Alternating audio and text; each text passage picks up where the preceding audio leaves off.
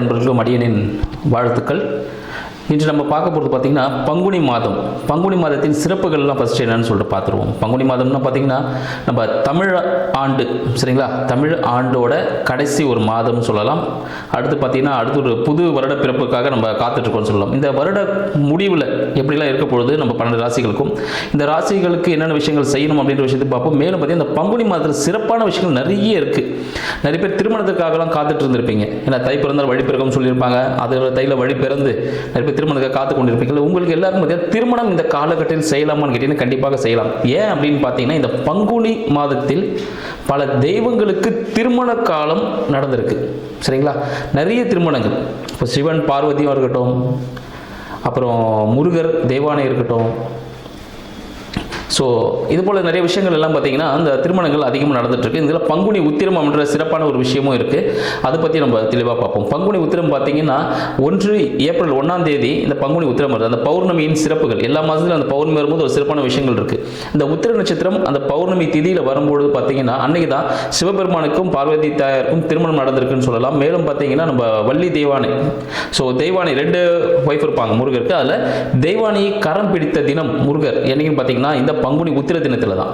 அப்போ இந்த ஐயப்பன், சரிங்களா, ஐயப்பன் பார்த்தீங்கன்னா அவரும் அவதரிச்சது. ஸோ அதுவும் பார்த்தீங்கன்னா இந்த பங்குனி மாதத்தில் தான். ஸோ இன்றைக்கு சிறப்பான விஷயங்கள் எல்லாமே இந்த பங்குனி மாதத்தில் இருக்கிறனால அனைவரும் என்னென்ன விஷயங்கள் செய்யலாம், எது செய்யக்கூடாது, 12 ராசிகளுக்கு எந்தெந்த விஷயங்கள்லாம் பொருந்தும் அப்படின்றத நம்ம நிகழ்ச்சியில் பார்ப்போம். மிதுன ராசி என்பவர்களுக்கு இந்த பங்குனி மாதம் மிக சிறப்பானதொரு விஷயத்தை கொடுக்க போகுதுன்னு சொல்லலாம். மிதுன ராசி என்பவர்களுக்கு பார்த்தீங்கன்னா இந்த பங்குனி மாதம் ஒரு கடவுளே வந்து உங்களுக்கு கொடுக்கக்கூடிய ஒரு வரம்னே சொல்லலாம். அத்தகைய ஒரு சிறப்பான விஷயங்கள் உங்களுக்கு காத்துட்ருக்கு. தந்தையாரின் அனுகூலங்கள் மிக மிக ஈஸியாக உங்களுக்கு கிடைக்கும். இதுவரை தந்தையோட சப்போர்ட்டே இல்லாமல் இருக்கேன், இல்லை தந்தை வழியில் ஏதாவது சொத்து கிடைக்காம இருக்குது, எடுத்தவொடனே சொத்துக்கு போயிட்டேன் அப்படின்னு நினைக்கக்கூடாது.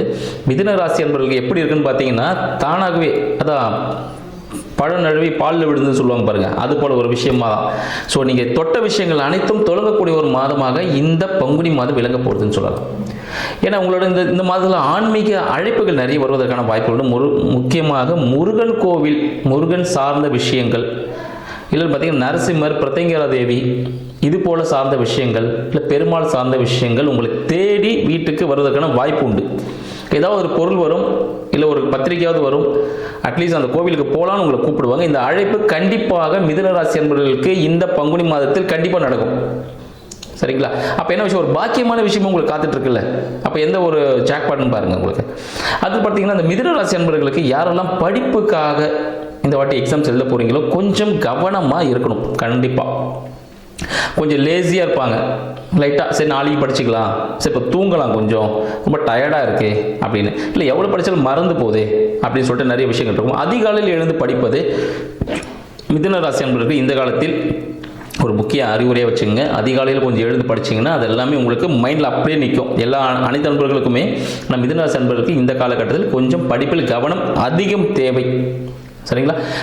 வருமானம் சம்மந்தப்பட்ட விஷயங்கள் கொஞ்சம் இந்த மாதத்தில் வந்து கொஞ்சம் குறைஞ்சி ஏறி தான் போயிட்டுருக்கோம். இதுவரை ஒரு நல்ல ஸ்டாண்டர்ட் சேலரி வந்திருந்தாலும் இந்த மாதத்தில் சின்னதாக பார்த்தீங்கன்னா ஒரு ஏற்ற இறக்கங்கள் வருவதற்கான வாய்ப்புகள் உண்டு அப்படின்னு சொல்லலாம். இல்லை புதிய முயற்சிகள்லாம் உங்களுக்கு எப்படி இருக்கும், புதிய முயற்சிகள் ஒரு விதமான அழுத்தத்தை ஏற்படுத்தும். புதிய முயற்சிகளை செய்யும்போது என்ன ஆகும், ஆல்ரெடி ஒரு 2 வருமானம் இல்லை ஒரு வருமானம், கண்டிப்பாக மிதுனராசிக்கு ஒரு 2 வருமானம் வந்துட்டு இருக்குன்னு வச்சுக்கோங்க. இப்போ அடுத்து ஒரு வருமானம் வரணும்னா இன்னொரு புதுசாக ஒரு முயற்சி எடுத்தீங்கன்னா இப்போ 2 வேலை செய்யறதுல 3 வேலை செய்வோம். அப்போ என்ன ஆகும், ஒரு அழுத்தம் ஏற்படுமானா அழுத்தம் ஏற்படும். டைம் பத்தாது இல்லை, அரை மணி நேரம் ஒரு வேலை செய்கிறோம், அப்போ 1 மணி நேரத்துக்கு 2 வேலை செய்கிறோன்னா இப்போ இந்த 1 மணி நேரத்தில் 3 வேலையை செய்யும்போது என்ன ஆகும், ப்ராஃபிட் வருமானம் கண்டிப்பாக வரும், லாபம் கண்டிப்பாக உண்டு.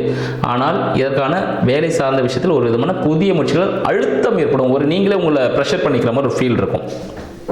ஆனால் வருமானம் நல்லா வரும் அப்படின்னே சொல்லலாம்.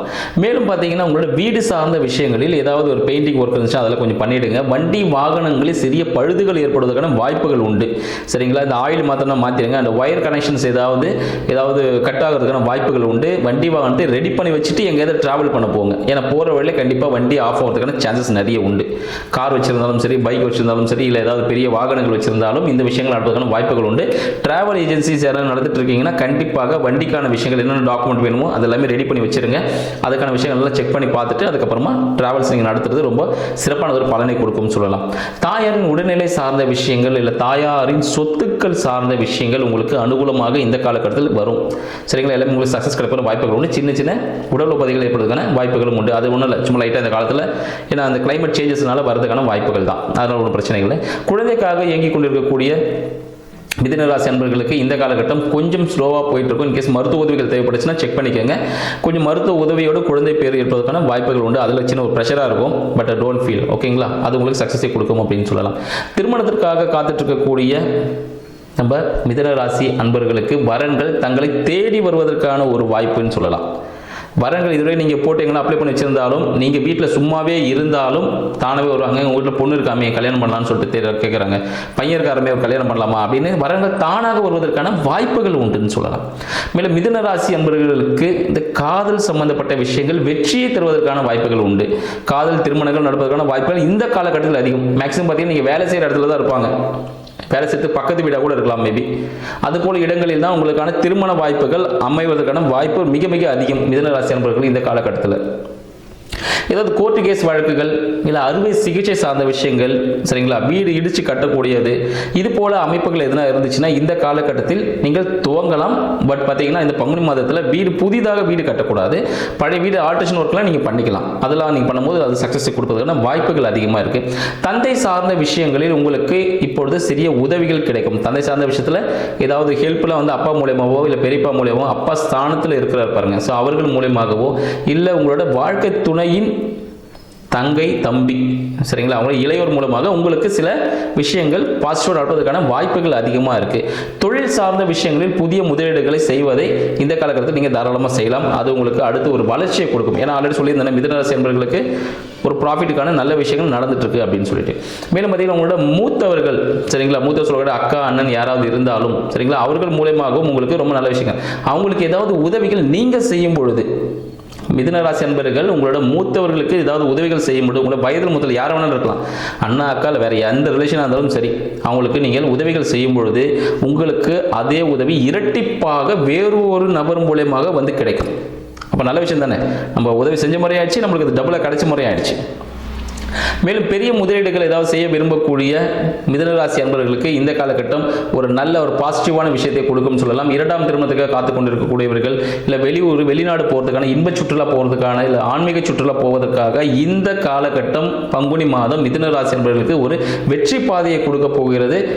நான் சொன்ன விஷயங்களை கரெக்டாக அப்படியே ஃபாலோ பண்ணுங்கள், லைஃப்பில் சக்ஸஸ் கிடைக்கும். நன்றி, வணக்கம்.